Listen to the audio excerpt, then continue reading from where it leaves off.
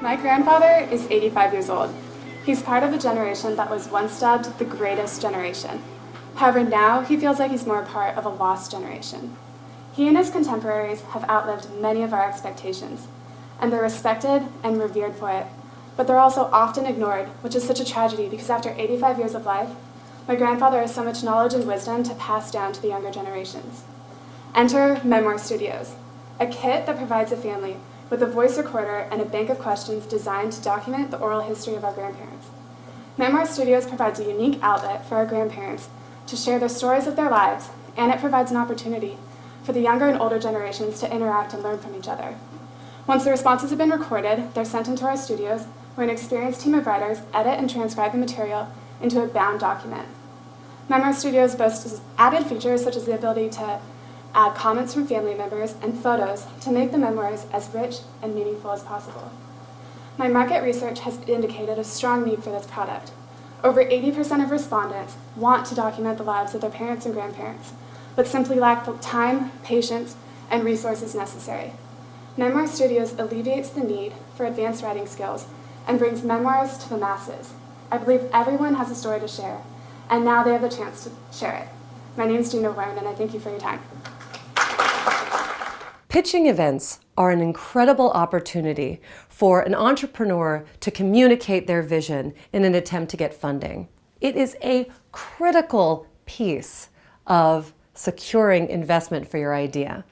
So I came across this video, and it's a business student who clearly has an interesting idea, but there are very clear things that we can speak about that can teach you how to improve generally this pitch performance that you have. So the first thing I noticed was, boy, did she memorize her script. I mean, she knew her script. She knew her script so much that she was locked into her head, making sure that she said every single word. There was a certain cadence to the way that she was speaking, and with this idea that she was locked into her head, she completely cut herself off from an organic experience that she may have been having with the audience. Remember, communication is a shared experience. So even though she wanted all of the points to be said in her idea, she wasn't responding to anything that was happening. In fact, I have no idea who that audience was. None. Because there wasn't a relationship that she was sort of building organically in the moment.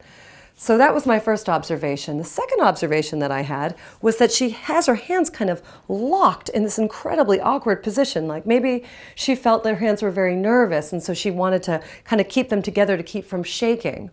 Again, nerves are a very common part of any type of presentation that you do. So you want to sort of bring your awareness to, if you do find that there's any part of your body locking, instead of holding it tight and making sure it locks even more, you release it and relax it. Because people want to see you be a real human being, not a robot. The third thing that I thought about, especially as it relates to her memorization of her script, was that I didn't really get the feeling of what she wanted to communicate.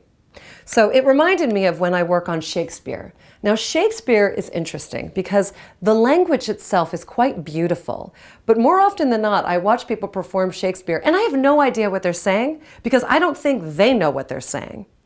When I trained at Yale and we had a whole year studying Shakespeare, one exercise that was critical was to take a Shakespearean text and you studied it for iambic pentameter and things like that, but you also paraphrased it. You put it in modern language so that you, the individual, knew what you were saying.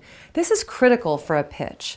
Yes, you want to make sure that you hit all of the points that you've decided that you want to talk about, points that are going to resonate with a potential investor, but you also want to say it in a way that you were speaking to a good friend about it over coffee. This is how people understand things.